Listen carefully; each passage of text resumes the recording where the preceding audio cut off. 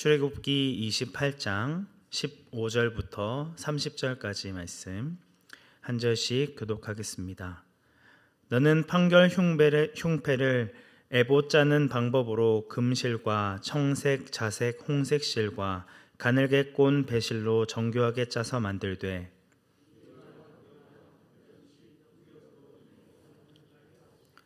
그것에 네 줄로 보석을 물리되 첫 줄은 홍보석, 황옥, 녹주옥이요 셋째 줄은 호박, 백만노, 자소정이요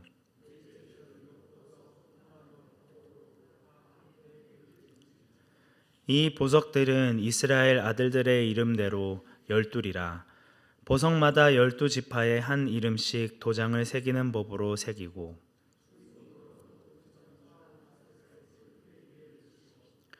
또 금고리 둘을 만들어 흉패 위 곧 흉패 두 끝에 그 두 고리를 달고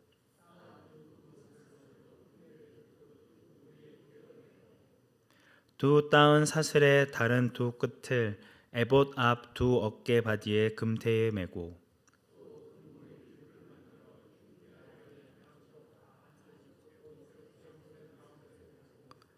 또 금고리 둘을 만들어 에봇 앞 두 어깨 바지 아래 매는 자리 가까운 쪽 곧 정교하게 짠 띠 위쪽에 달고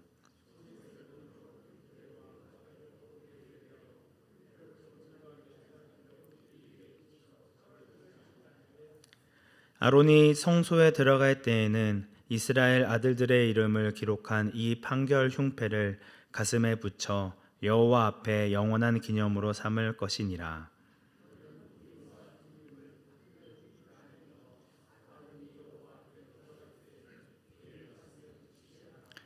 아론은 여호와 앞에서 이스라엘 자손의 흉패를 항상 그의 가슴에 붙일지니라. 아멘. 어제 본문에서 하나님께서는 모세와 모세의 아들들에게 제사장 직분을 행하게 하라 명령하시고 제사장이 입어야 하는 의복을 만드는 방법을 알려주셨습니다. 이어지는 오늘 본문 말씀에서도 계속해서 제사장들이 입을 옷에 대해서 설명이 이어지고 있습니다. 특별히 대제사장이 입을 판결 흉패에 대해서 말씀하고 있습니다.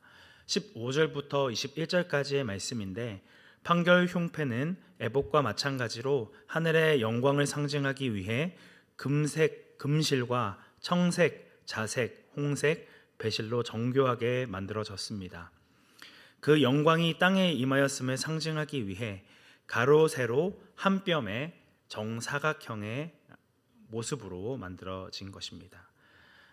한 뼘의 크기는 반 규빗 정도로 보일 수 있고 가로 세로 25cm의 정사각형으로 네모 반듯하게 만들되 두 겹으로 만들라고 말씀하고 있습니다. 판결 흉패를 만들기 위해서는 특별한 재료가 필요했는데 다름 아닌 보석이 필요했습니다. 한 줄에 3개의 보석씩 총 4줄의 보석이 판결 흉패의 표면에 붙여지게 됩니다. 가로로 3개씩, 세로로 4줄, 총 12개의 보석이 들어갔습니다. 이 12개의 보석은 21절의 말씀과 같이 그 각각이 이스라엘 12지파를 상징하게 되어집니다. 그리고 각 보석마다 12지파의 이름이 새겨지게 됩니다. 유다 지파의 이름은 홍보석에, 이사갈 지파의 이름은 황옥에, 스불론 지파의 이름은 등대불빛의 녹주옥에 새겨지게 됩니다. 제일 윗줄이고요. 루벤 지파의 이름은 성유석 곧 에메랄드에, 시므온 지파의 이름은 남보석에, 갓 지파의 이름은 홍마노에 새겨집니다. 두 번째 줄이고 에브라임 지파의 이름은 호박에, 그 다음 므낫세 지파의 이름은 백마노에, 베냐민 지파의 이름은 자수정에 새겨지게 됩니다. 그리고 마지막 줄인 녹보석에는 단 지파의 이름이, 호마노에는 아셀 지파의 이름이, 벽옥에는 납달리 지파의 이름이 새겨지게 됩니다. 이번에도 화면으로 살펴보도록 하겠습니다. 이게 판결 흉패입니다. 판결 흉패에 대한 그림이나 이 제사장들이 입고 있는 의복에 대한 모습들은 자료들마다 다 다릅니다. 하나님께서 모세에게 자세하게 말씀해 주셨음에도 불구하고 모든 부분을 다 설명하고 있지는 않기 때문에 조금씩 다르다라고 볼 수 있습니다. 앞서 말씀드렸던 대로 12개의 보석은 12지파를 상징한다고 볼 수 있습니다. 흰색 옷을 입고 있는 사람이 일반 제사장이고 청색의 겉옷과 판결 흉패를 차고 있는 사람이 대제사장입니다. 딱 봐도 차이가 나죠. 자료에 따라서 입고 있는 옷의 분위기가 많이 달라지는 것 같습니다. 하나님께서 직접 알려주신 대제사장의 옷을 좀 더 자세하게 설명하고 있는 자료도 있습니다. 대제사장의 가슴 부분에 판결 흉패가 있다는 것을 확인할 수 있고 28절 말씀에 흉패와 에봇이 떨어지지 않도록 고정하는 청색 끈도 세세하게 강조되어지고 있습니다. 하나님께서 모세를 통해 알려주신 대로 옷을 만든 기술자들의 수고와 헌신이 있었을 것 같습니다. 29절의 말씀에서는 아론이 성소에 들어갈 때에는 이스라엘 아들들의 이름을 기록한 이 판결 흉패를 가슴에 붙여 여호와 앞에 영원한 기념을 삼을 것이니라고 말씀하고 있습니다. 대제사장은 언제나 거룩하신 하나님 앞에 나아갈 때에 12지파의 이름이 기록된 판결 흉패를 가슴에 붙여야 했습니다. 이스라엘의 12지파는 이스라엘 백성 전체를 대표합니다. 그런데 그 모두가 대제사장의 판결 흉패 안에, 쉽게 말해 가슴에 있었습니다. 우리의 대제사장이신 예수님께서 그의 백성인 우리를 가슴에 끌어안으시고 우리를 대신하여 십자가에 달리신 장면을 상상해 보십시오. 보석 하나하나가 각기 다른 색상과 광채를 발하는 것처럼 하나님의 백성들은 단 한 사람도 똑같은 사람이 없습니다. 그러나 예수님께서는 우리 한 사람 한 사람을 보석과 같이 귀하게 여겨주시고 그 보석마다 이름을 새겨주시듯 우리 그리스도인들의 이름을 가슴에 두고 품으십니다. 하나님 우편에 계시는 지금도 우리를 위하여 기도하는 거룩한 중보자의 역할을 감당하고 계시고 마지막 날 하나님의 심판대 앞에서 우리를 변호해 주실 것입니다. 우리를 향한 주님의 사랑은 끝이 없습니다. 언제나 그 사랑을 찬양하고 증거하는 온사랑교회 성도님들이 되시기를 주님의 이름으로 축복합니다. 이어지는 22절부터 28절까지의 말씀에서는 판결 흉패를 어떻게 에봇에 부착할 것인가에 대해서 자세히 설명하고 있습니다. 금으로 만든 사슬로 판결 흉패가 떨어지지 않도록 단단히 고정하게 합니다. 흉패의 네 꼭지점에는 금고리가 만들어지고 위에 두 고리는 에봇의 어깨바지에 금사슬로 연결되어집니다. 아래의 두 고리는 에봇의 겨드랑이 부분, 띠를 띠는 위쪽에 금사슬로 연결되어집니다. 그리고 청색 끈으로 흉패와 에봇이 떨어지지 않도록 묶습니다. 제사장의 의복에 꼭 붙어 떨어지지 않는 흉패처럼 이스라엘은 영원히 하나님만 의지하고 하나님 앞에 서야 하는 공동체였습니다. 그럼에도 그들은 하나님의 말씀을 붙들지 못했고 하나님의 사랑에서 영원히 멀어져 버렸습니다. 오늘 우리는 내가 너희를 사랑한 것 같이 서로 사랑하라는 예수님의 말씀을 붙들고 성령의 하나 되게 하심을 힘써 지키는 자가 되어야 합니다. 그리스도 안에서 한 가족된 지체들을 위해 더욱 기도하고 믿음의 동력자로 함께 기뻐하고 함께 슬퍼하는 사랑의 공동체를 이루어야 한다는 것입니다. 특별히 흉패의 장식과 고리와 사슬 모두 금으로 만들어졌습니다. 금은 귀하고 값진 것이자 순전하고 온전하다는 의미를 가지고 있습니다. 대제사장의 흉패는 최고의 보석과 금으로 아름답게 꾸며졌습니다. 이는 흉패 자체의 화려함을 드러내기 위함이 아니라 이스라엘의 온전함과 순전한 헌신을 상징하는 것입니다. 하나님의 백성은 하나님 앞에 늘 온전하고 순전해야 합니다. 그러기 위해서 하나님의 말씀으로 그 뜻을 잘 분별하고 구분할 수 있어야 한다는 것이죠. 우리 30절 말씀 함께 합독하도록 하겠습니다.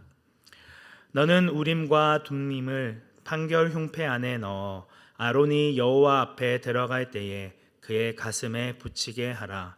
아론은 여호와 앞에서 이스라엘 자손의 흉패를 항상 그의 가슴에 붙일지니라. 겉으로 보여지는 판결 흉패 안쪽, 보여지지 않는 면에 우림과 둠림이라는 것을 넣을 수 있게 하라는 말씀입니다. 그래서 16절 말씀에 판결 흉패를 두 겹으로 만들라는 말씀을 우림과 둠림을 넣을 수 있는 주머니 형태로 만들라는 의미로 해석하기도 합니다. 우림과 둠림은 각각 빛과 완전함이라는 뜻을 가지고 있습니다.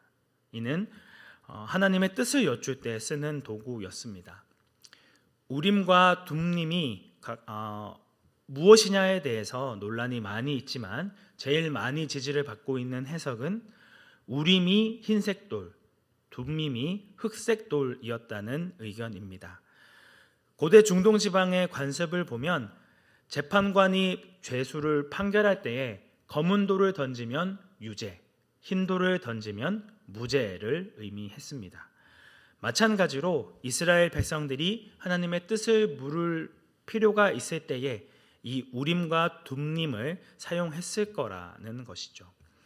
민수기 27장 21절의 말씀을 보면 그는 제사장 엘르아살 앞에 설 것이요 엘르아살은 그를 위하여 우림의 판결법으로 여호와 앞에 물을 것이며 그와 온 이스라엘 자손 곧 온 회중은 엘르아살의 말을 쫓아 나가며 들어올 것이니라고 이야기하고 있습니다.